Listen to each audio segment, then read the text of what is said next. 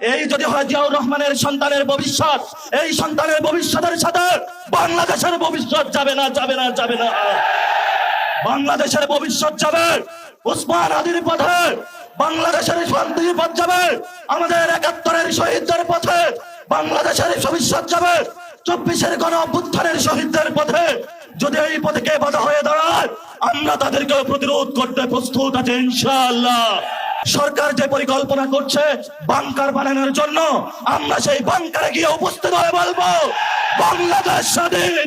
সেই স্বাধীনতার আওয়াজ দিয়ে আমাদের এই মিছিল চলবে, আজাদীর সংগ্রাম চলবে।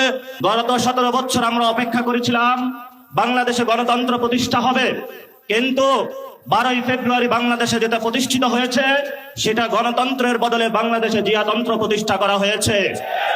তারা আমাদের ব্যাংকগুলো দখল করেছে, তারা পার্লামেন্ট দখল করেছে, তারা বিভিন্ন জায়গায় দুদক দখল করেছে, সন্ত্রাসী কায়দায় ১১ দলীয় জোটের যারা নেতৃবৃন্দ তাদের বাসায় হামলা চালাচ্ছে।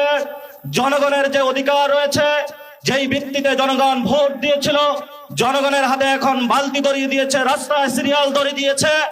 আমরা যেখানে নিশ্চিত চেয়েছিলাম বাংলাদেশের মানুষ, ব্যবসায়ীরা নিরাপদ থাকবে, আজকে একজন ব্যবসায়ী আমাকে বলছেন ৬টার পরে হলে দোকানে কাস্টমার আসে, ৬টার পরে হলে সরকার আমার দোকান বন্ধ করে দিয়েছে।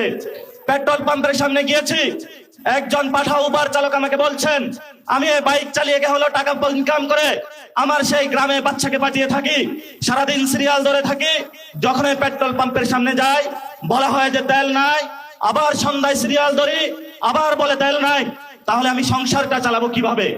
বাংলাদেশের সাংবিধানিক যে প্রতিষ্ঠানগুলো রয়েছে সেই সাংবিধানিক প্রতিষ্ঠানগুলোকে আমরা যখন একটি নতুন বাংলাদেশে সংস্কার নিশ্চিত করতে চেয়েছিলাম, দুদকে সংস্কার নিশ্চিত করতে চেয়েছিলাম, বিচারালয়ের সংস্কার নিশ্চিত করতে চেয়েছিলাম, পুলিশ প্রশাসনের সংস্কার নিশ্চিত করতে চেয়েছিলাম, সাংবাদিক ভাইদের সংস্কার নিশ্চিত করতে চেয়েছিলাম, ব্যবসায়ী ভাইদের সংস্কার নিশ্চিত করতে চেয়েছিলাম, ব্যাংকিং খাতে সংস্কার নিশ্চিত করতে চেয়েছিলাম, সেখানে হলো মাননীয় প্রধানমন্ত্রী তার চিরচরিত অভ্যাস সব ওপেনের ভাই বোনেদেরকে নিয়ে এসেছে, কাউকে দুদকে বসিয়েছে, কাউকে বাংলাদেশ ব্যাংকে বসিয়েছে, কাউকে বিচারালয়ে বসিয়েছে, কাউকে হলো পুলিশ প্রশাসনে বসিয়েছে, কাউকে হলো পার্লামেন্টে নিজে মুখ বন্ধ করে তাকে হলো তার গ্রিন কার্ড দিয়ে